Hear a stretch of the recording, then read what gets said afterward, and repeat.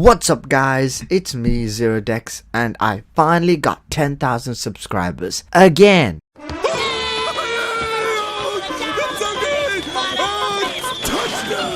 That's right, you heard it correctly, it's my second time getting 10,000 subscribers. The reason it's my second time is, well, because of YouTube suspending my channel. As always, thanks for your support YouTube. It shows me how much you care about the smaller channels. When they get suspended for no reason, your best option is to simply ignore them in their time of need. Again, great job YouTube. Anyways, like I was saying, I did have 10,005 subscribers. YouTube even sent me an email congratulating me on the 10,000 subscribers. Then, on the same day, they suspended me. What?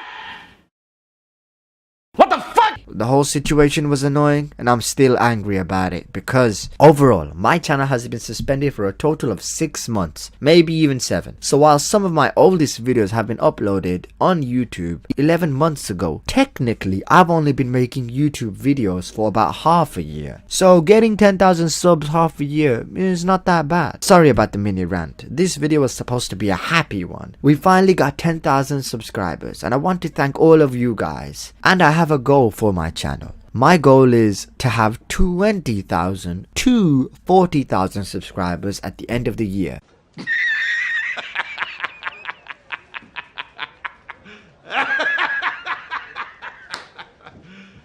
You serious? It might sound crazy, but I believe we can do it. I'll be making lots of videos from now on. And I'll even start making videos on other franchises in the future. And even do Let's Plays. First, I have a list of Digimon videos that I want to make. And after that, I'll start doing other things. Also, I wanted to make a Let's Play series for Hacker's Memory. And I even purchased an Elgato HD60. But the thing is, whenever I try to use it, it states that the device is already in use. And because of that, I could not really make Let's Play videos. I've contacted help and so far I'm waiting for their response. Once I get it working, I'll be sure to make some Let's Play videos and a few Hacker Memory videos if you guys want to see that. Also, the next couple of videos I'm working on are Alphamon vs Omnimon and the trivia video about the 10 legendary warriors. I'm working on both right now and you'll be seeing them in I think a week's time. Also, I have privated my other 2 story videos because, well, I changed a lot of things, so I don't want people getting the wrong information about them. But I've changed my mind on the power and battle system. I want the power system to allow trainers to fight as well. That's the reason why I created the combination system. But I had to change the combination system because it essentially made the monsters become useless. All they would be were weapons and armor. So I was in quite a predicament as I tried to think of a way to make the monsters important in their battle while still being weapons. Then after playing Persona 4, I found the best solution for the problem. Firstly, the combination or Soul Link system will have 4 or 5 stages. The first stage would be that the monsters will become weapons for the trainers, which is similar to my old system. But the new thing that I have added is that while using the weapon form, the trainer can summon their monster like a persona and help them fight. Previously, I just wanted the monsters to become weapons and that the trainer used them, and then the trainer just did all the fighting. But with this, they can both work together. Because the monster has become a weapon and the trainer is using its power for the weapon, when the monster manifests like a persona and helps the trainer attack, it cannot stay for too long as it's using too much energy. So that's one drawback from the stage 1 form. The trainer can summon the monster, but it can only appear for a limited time. Like I said before, think of it like Persona Arena. Actually, I just realized Persona was inspired by JoJo Bizarre Adventures. So technically it's like JoJo Bizarre Adventures as well.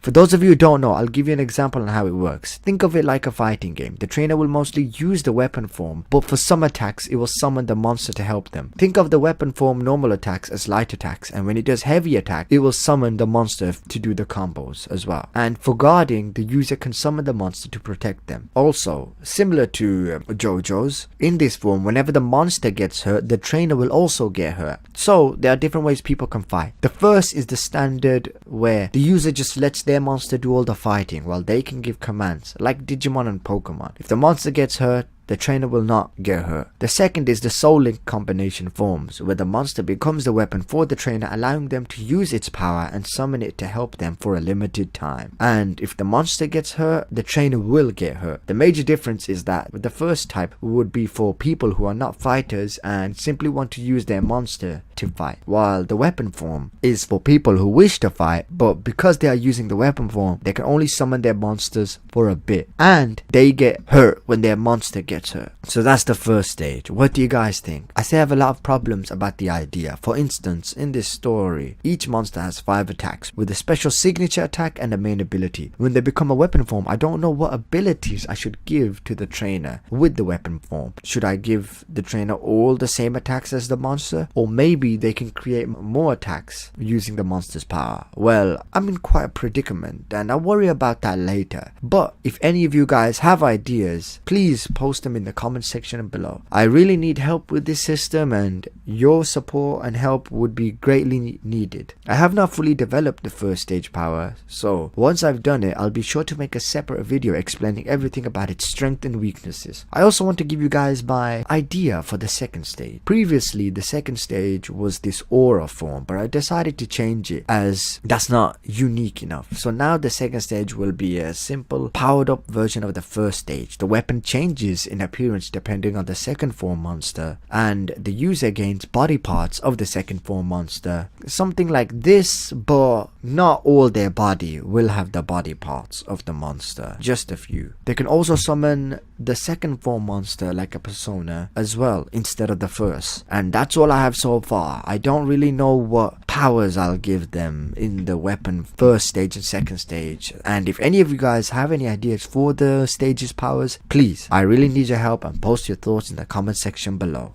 In the last video, when I talked about the powers and how the combination system worked, a lot of you guys stated it was similar to other types of anime. But the thing is, I'm a casual anime fan. When you were talking about how the powers were similar to this anime or this anime, I had simply no clue what you were talking about, as I don't really watch too much animes. So I found it hilarious. That's what got me thinking that since a lot of you guys have watched a lot of anime, I knew you guys would have a lot of ideas for the combination system, which would make it better. Okay, on to the next thing I want to talk about. So I'm making the story, but I also wish to make the game for the story, and let me tell you what type of game I wish to make. I want it to be a 2D monster catching game, as that would be the easiest type of game to make. It'd be pretty difficult, if not impossible, to create a hack and slash game. I feel as if making a 2D catching game will be easier. It will be similar to the Digimon story games for the DS, like Dawn and Dusk, and like Pokemon. Of course, all of this is wishful thinking so far, as I have not even started on the game, as I'm too focused on making the story first. But I'm learning some things about 2D sprites and other things needed to make the game. One of the most difficult things for me would be to create the sprites. I want sprites to look amazing, something like in the Digimon story games for the DS. And I also want them to look amazing because I want to use the sprites to create monster fights in my videos,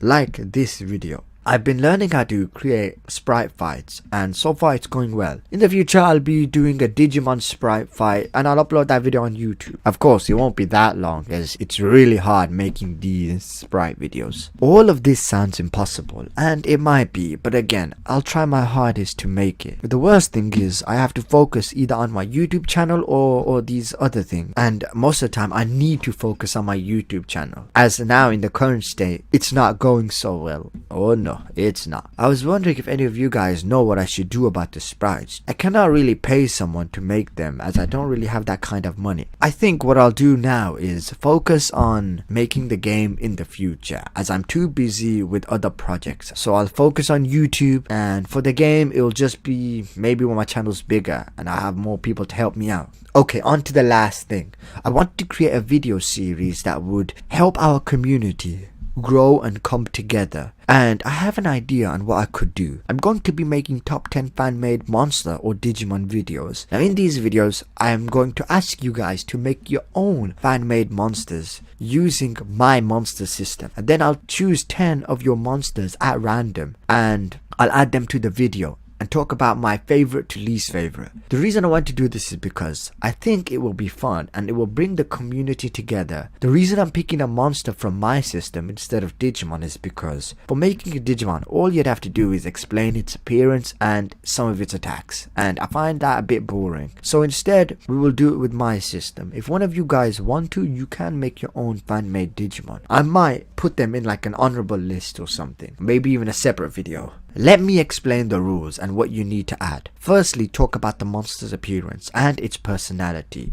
For their names, it could be a combination of 2 names like in Pokemon, or it could just be a name meaning something like Cypher. Next, each monster has to have 5 attacks and 1 signature attack. The signature attack would be its best and most powerful attack. And finally, each monster will have a special ability that's unique only for them, something like stands in JoJo. And when they evolve, they gain another new ability, while their previous one either gets an upgrade or stays the same. Also, for this top 10, it will only be about first 4 monsters. So you can create other forms, but I won't be adding them on the video. Let me give you an example about the monster stats to make it easier. But for the stats, also talk about what your monster is good at. For example, a monster could have great magical attack, but it also has low physical attack and defense. Because of this, it can get defeated quite easily from a monster with high enough attack. If it makes it easier, make it out of 100. The average monster's attack stats would be about 30 to 50 out of 100, while 100 out of 100 would be an OP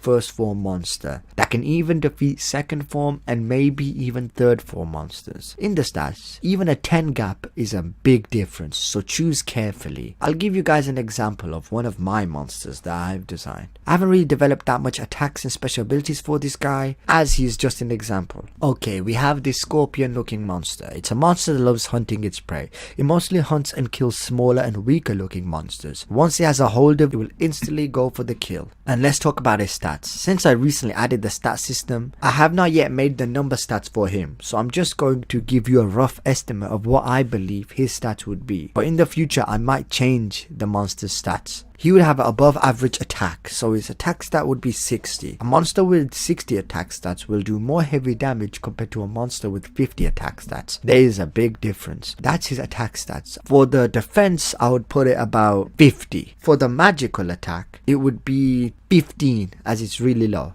And that's all I have so far for him. I don't have the rest, but you guys get the idea. A first form monster having 50 stats would make it a strong monster, and one having 60 would be a stronger than normal first form monster, and one having 80 to 100 would make them overpowered, and only a few can have this. Now monsters have an average of 5 attacks, but if you wish you can give them more, but I believe 5 is enough. Let's talk about his 5 attacks. Again, I have not thought of all of the attacks, only a few, as this is just an example I'm just giving you guys.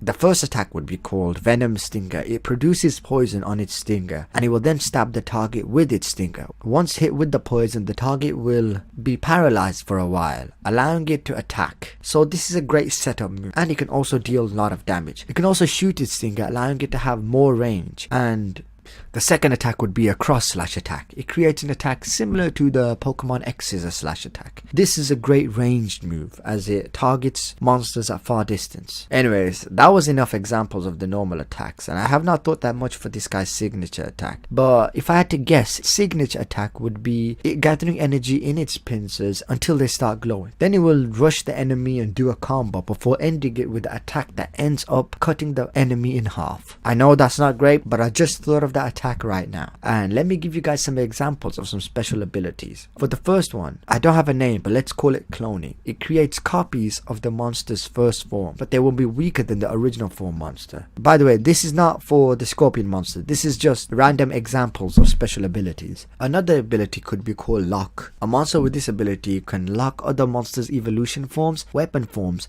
or even their special abilities and attacks. It can only lock one thing at a time. If it locked the evolution form, then the monster will be trapped in the one form and unable to transform into other forms. Anyways, these are a few examples. Be creative. You can add OP monsters with amazing abilities, or you can add creative ones. I had fun creating monster ideas, and I was thinking maybe the rest of you guys can as well. Remember, this is all for fun and something that the community can do to grow together. Also, if there is a monster someone made that you guys like, be sure to like it and have a discussion about the one that you like. If a lot of you guys love this video idea, I'll be sure to make them once or twice a month. Anyways, thank you for the 10,000 subscribers. You guys, I really appreciate it. The next challenge would be 20 to 30,000. I know we can do this. For those of you who have not subscribed, please do. Also, while a lot of you guys might post your monster ideas down in the comment section below, I really do need your help with the ideas for the weapon form. Once they become weapons, what powers should the trainers have, and what should the second stage have as well? And I want to thank those who have supported my Patreon. I would especially like to thank Cody and Mark Rodriguez Sanchez for donating $5. Anyways, thanks for watching, and I'll see you guys in the next video. Bye.